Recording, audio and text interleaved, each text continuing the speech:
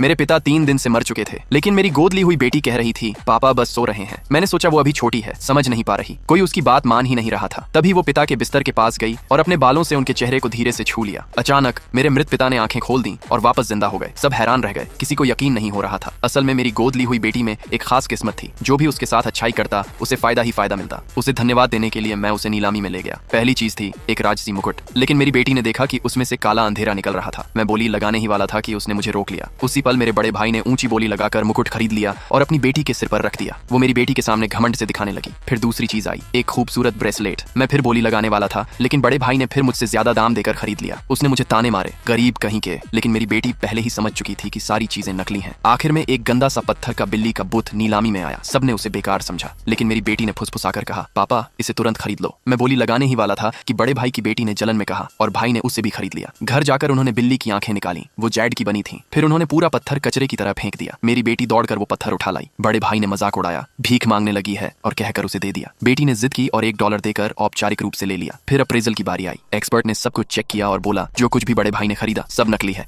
बड़े भाई का दिल बैठ गया, करोड़ों रुपये बर्बाद हो गए थे। तभी मेरी बेटी ने शांति से कहा असली खजाना तो वो पत्थर की बिल्ली है। एक्सपर्ट ने हंसी उड़ाई, ये तो मामूली पत्थर है। अचानक मेरी बेटी ने जोर से बिल्ली को जमीन पर पटक दिया। भीतर से हरी चमक फूट पड़ी। एक्सपर्ट के होश उड़ गए। उसने तुरंत मशीन में डालकर कटवाना शुरू किया। जैसे जैसे बाहर की परत हट रही थी सब स्तब्ध रह गए। अंदर से पूरी बिल्ली शुद्ध जैड से बनी हुई थी। इसकी कीमत कम से कम $10 करोड़।